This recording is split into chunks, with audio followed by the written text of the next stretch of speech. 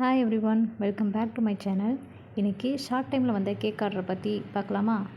Customer 11க்கு கால் பண்ணி எனக்கு 4 o'clock cake கிடைக்குமா அப்படி சொல்லிட்டு கேட்டுட்டாங்க. ஓகே, என்ன ஃப்ளேவர் வேணும் அப்படி சொல்லுங்கள் அப்படின்னு கேட்டதுக்கு கஸ்டமர் எனக்கு பிளாக் கரண்ட் ஓகே, பிளாக் கரண்ட்லேயே பண்ணி கொடுங்க அப்படின்னு சொல்லிட்டாங்க. என்னடா இவங்க எப்போதும் பிளாக் கரண்ட்டே யூஸ் பண்ணுறாங்க அப்படின்னு நினைக்காதீங்க. கஸ்டமருக்கு அதுதான் பிடிச்சிருக்கு, அதனால அதுதான் நாங்கள் பண்ணுறோம்.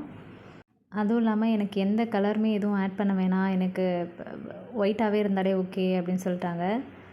நானும் ஐசிங் பண்ண ஸ்டார்ட் பண்ணிட்டேன். என்ன வேர்டிங்ஸ் வேணும்னும் கஸ்டமர் மெசேஜ் அனுப்பிச்சிட்டாங்க. அதனால் நானும் ஐசிங்லாம் பண்ணிவிட்டு ஃப்ரிட்ஜில் கொஞ்சம் நேரம் செட் பண்ணி வச்சுட்டேன் கேக்கை.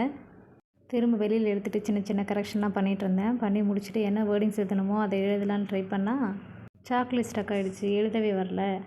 ஓகே, அகெயின் மெயில் பண்ணி எப்படியோ ஹாப்பி பர்த்டே ஹேமந்த் அண்ட் தினேஷ்னு எழுதி முடித்தாச்சு. கஸ்டமருக்கு அண்ணா நகர் டவரில் சேஃபாக டெலிவரியும் பண்ணியாச்சு. கஸ்டமர் சாப்பிட்டு பார்த்துட்டு சூப்பராக இருக்குது, நல்லா டேஸ்ட்டாக இருக்குதுன்னு சொல்லிட்டு கஸ்டமரும் நல்ல ரிவ்யூ கொடுத்துட்டாங்க. நீங்களும் கேக் எப்படி இருக்குன்னு கமெண்ட் பண்ணுங்கள். தேங்க்யூ ஃபார் வாட்சிங்.